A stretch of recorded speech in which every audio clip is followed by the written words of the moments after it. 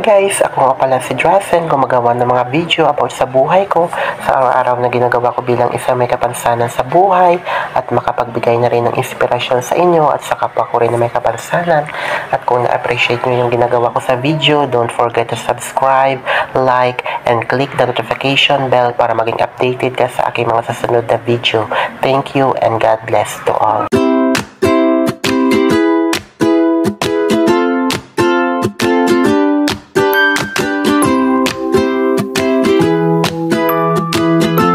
I miss you all mga kapatid. May magandang shoutout sa ating lahat dyan. Have a blessed Tuesday sa ating lahat.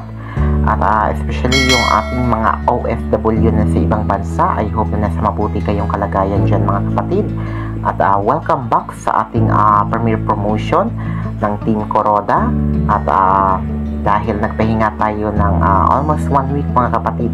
Dahil sa dinidiriwang natin na Semana Santa or Holy Week, diba? So ay mga kapatid, for today's video mga kapatid ay maglilinis tayo ng aming santo or santos. Kaya ako talaga dyan naglilinis mga kapatid every Holy Week. Ako talaga dyan yung gumagawa na para linisin yung kanyang mga sa ilalim, yung mga bato niya, yung pinagluluhudan niya ng mga bato at yung kanyang pinapatungan at sa kanyang kahoy na kumbaga sa kanyang ginagapusan ba ng kumbaga sa lubid, diba? So ay mga kapatid, at tuloy-tuloy tayo sa ating paglilinis ng aming santo.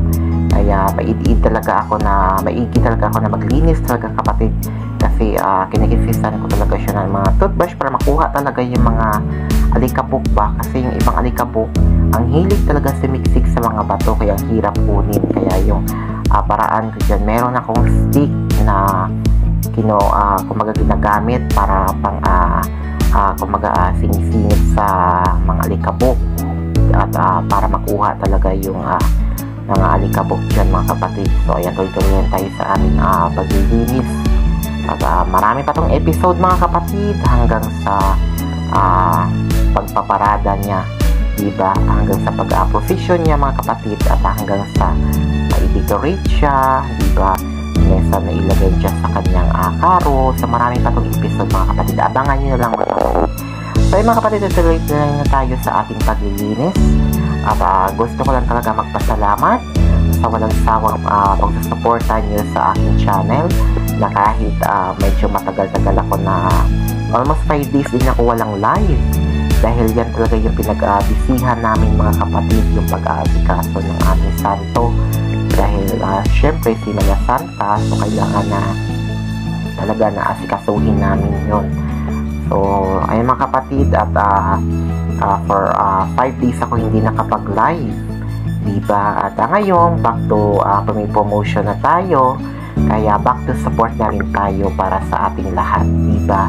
So thank you so much for always loving support mga kapatid, at mga ka-team ko sa hindi naman namin ka-team at mga kaibigan ko dito sa YT. Thank you so much sa walang sama pagsuporta nyo sa aking channel, especially yung ating ka-team Kuroda, to all founder and Ate Ana Kuroda Mix Vlog, and Kuya Master Warren, sa lahat ng founder ng Team Kuroda at sa lahat ng members ng Team Kuroda. Maraming salamat sa inyong lahat mga kapatid, for always loving support, sa pagtulong, kabaitan at kabutihan ninyo lahat sa akin. And of course, yung ating Team One Love na napaka very supportive at grabe magpatawa, lalo na yung mga team founder ng Team One Love.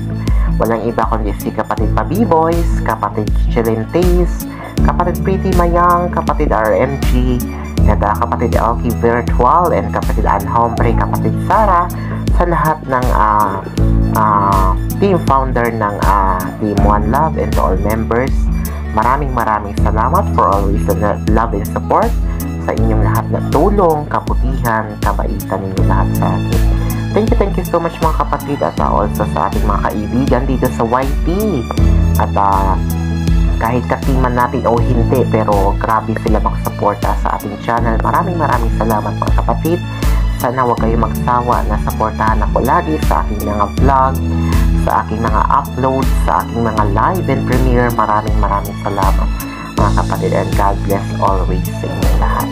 So ayun mga kapatid, tuloy-tuloy tayo sa ating paglilinis dyan hanggang sa matapos natin ang ating nililinis na sa pinalalagyan ng aming santo, diba? Yung pinapatungan niya para kahit paano makuha naman yung mga alikabok, diba mga kapatid? Kasi syempre once a year lang yan sineselebrate yung Holy Week or Semana Santa, so kailangan asikasuhin natin siya ng maayos, diba? Alam naman niya na hindi, kumbaga alam naman niya na syempre hindi natin siya pinapabayaan, kasi syempre walang imposible, basta sa kanya lahat tayo ay manalangin, diba? Walang imposible na wala siyang ibigay sa ating lahat, basta patuloy tayo magdarasal para sa kanya, diba? At sa ating mga kailangan, lalo na sa ating buhay, at syempre siya yung dahilan ng lahat kung bakit nabubuhay tayo sa mundong kinagagalawan natin, at lalo na sa mga kinakailangan natin na sa pang-araw-araw na mga ilangan, diba mga kapatid? So ganun talaga mga kapatid, ika nga minsan dumarating tayo sa ating mga pagsubok, problema, pero kailangan lang natin magpakatatag, magpakatibay ng loob, hindi lang para sa sarili mo, kundi para din sa pamilya mo at para din sa mga kaibigan mo na naniniwala sa kakayahan mo, diba? At syempre kapag patuloy kang nanalangin, nagdadasal sa ating Panginoon, walang imposible na wala siyang kayang gawin o ibigay sa iyo, diba? Basta patuloy ka lang magpanamantaya sa Kanya, diba? So ganyan yung kabuti ng ating Panginoon, diba? Na kumbaga hindi agad-agad na ibigay man yung pangailangan natin, pero kusa yan dumadarating mga kapatid, hindi man natin inaasahan yan, diba? Kumbaga blessings yan mga kapatid na galing sa ating Panginoon. Kaya sa kanyang kaarawan, sa kanyang Semana Santa or Holy Week, kailangan siya naman yung asikasuhin natin, diba? Kasi alam naman natin na kahit hindi natin siya nakikita at ribulto lang yung kumbaga ribulto lang yung meron tayo dito, katulad ng santo namin, pero nakikita niya ang lahat ng ating ginagawa, lahat ng ating pamumuhay, at alam niya kung saan tayo bigyan ng blessings or ano yung pangailangan natin. Kaya patuloy tayo magdarasal sa Kanya, kasi walang imposible ang lahat sa Kanya. So ayun mga kapatid, kahit pagod din dyan, pinagpapawisan, ang init pa, so tuloy tayo sa paglilinis ng Kanyang pinapatungan sa Kanyang mga bato-bato, kasi para makuha talaga yung mga alikabok ng mga kapatid. At abangan nyo pa yung mga kapatid, yung mga ibang episode na sa ating pag-asikaso ng aming santo. So tuwing Holy Week or Semana Santa mga kapatid, ganyan talaga yung aking ginagawa. Kumbaga nakatoka na yan sa akin na ako talaga yung naglilinis ng kanyang pinapatungan hanggang sa makuha yung alikabok. Kasi pagkatapos niya mga kapatid, asikasuhin naman siya, bihisan pa yan siya mga kapatid, bihisan pa yan siya yung kanyang parang tapis, papalitan pa yan. So hanggang sa yun, at sa maganda na siyang tignan sa kanyang karo. So may diba nakita niyo naman yung first vlog ko nung kanyang pag-aayos ng kanyang karo, diba? So sunod, ito naman yung kanyang siya mismo yung aming santo. So ay mga kapatid, at tuloy-tuloy lang tayo sa paglilinis, and I hope na nag-enjoy kayo sa inyong pinapanood sa akin, and I hope na huwag kayong magsawa na supportahan ako lagi sa aking mga uploads. Ay mga kapatid, boring man o hindi yung aking mga uploads, sana huwag kayong mawala sa aking channel. At sana maasahan ko yung buong suporta at pagmamahal niyo sa akin. Kaya maraming salamat talaga mga kapatid.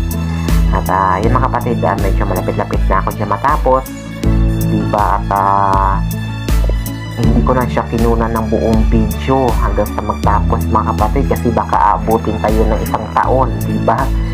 So para yun lang, pang premiere lang natin mga kapatid. At syempre for the content na rin ng mga kapatid. Kaya syempre gusto ko lang i-share yung aking buhay na bilang isang may kapansanan sa buhay, na kumbaga kung ano yung ginagawa ko sa araw-araw.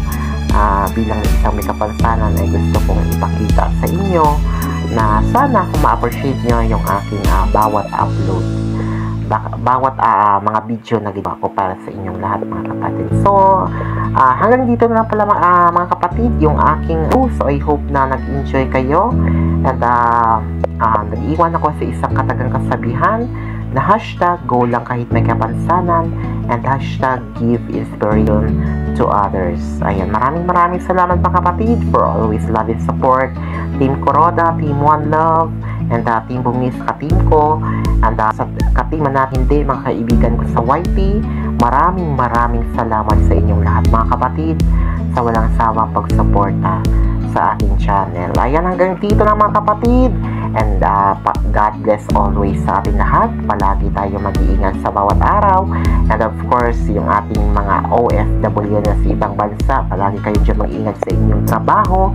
At I hope na nasa mabuti kayong kalagayan dyan mga kapatid. At hiling ko lang sa ating Panginoon na bigyan kayo ng buting pangakatawan sa bawat araw, tatag ng loob sa bawat trabaho na kinakaharap niyo.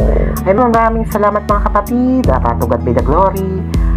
Maraming salamat sa ating lahat, and God bless always sa ating lahat. See you, Premiere. Bye-bye!